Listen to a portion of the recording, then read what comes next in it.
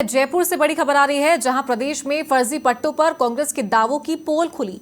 कांग्रेस सरकार की ओर से पट्टों की सबसे बड़ी बंदरबाट का पर्दाफाश हुआ है। दूदू में ग्राम पंचायत के फर्जी पट्टों का सबसे बड़ा जखीरा मिला है। तत्कालीन सरपंच कमलेश चौधरी के कार्यकाल में दूदू में महा घोटाला हुआ। सरपंच ने नियम विरुद्ध अपने ही परिजनों को जमीनों के पट्टे बांट दिए। सरपंच पति और उप प्रधान कैलाश चौधरी को भी ग्राम पंचायत ने पट्टा जारी किया।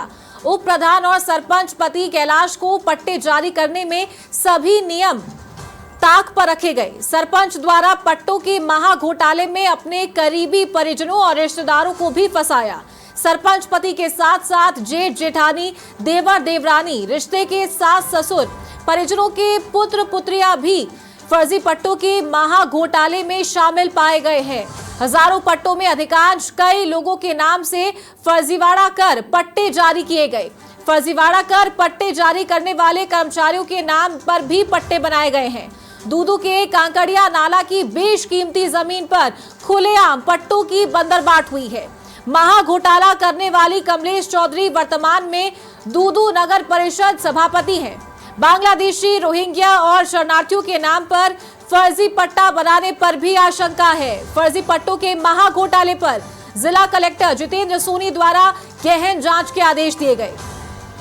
एडीएम मुकेश कुमार मूंड की अध्यक्षता में उच्च स्तरीय जांच समिति गठित की गई है। जिला प्रशासन और डीएलबी की संयुक्त टीम इस महा घोटाले की जांच करेगी।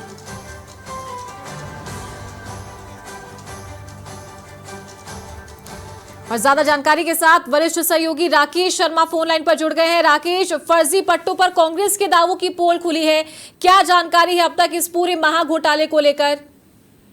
देखिए चारू, संभवतः पहली बार जो विधानसभा में पूर्व जो यूडीएस मंत्री शांति धारीवाल कांग्रेस के रहे हैं, उन्होंने सरकार के सामने चैलेंज किया था कि उनके कार्यकाल में एक भी फर्जी पट्टा जारी हुआ हो तो सरकार उसको बताए। लेकिन समाचार प्रेस राजस्थान ने जब ये पूरे केस को इन्वेस्टिगेट किया है तो अकेले दूदू में हजारों की संख्या में फर्जी पट्टे जारी हुए हैं कांग्रेस सरकार के कार्यकाल में।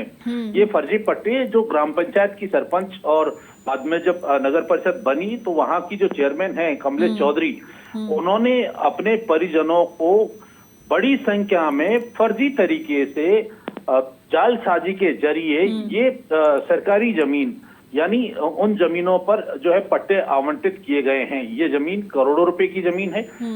जो दूदू की घनी आबादी के आसपास का ये इलाका है। और हैरानी की बात यह है कि ग्राम पंचायत अधिनियम के जो नियम कानून हैं उनको पूरी तरीके से ताक पर रखा गया। नियम 157 के तहत पट्टे जारी करने की व्यवस्था दी गई है, जिसमें जो कब्जाधारी है उसको लगभग 50 वर्ष का अनुभव होना चाहिए, रहते हुए होना चाहिए। लेकिन ये पट्टे, ये जो जमीन थी ये तो खाली थी, यहाँ किसी का कब्जा नहीं था, यानी फर्जी पट्टे जारी किए गए हैं।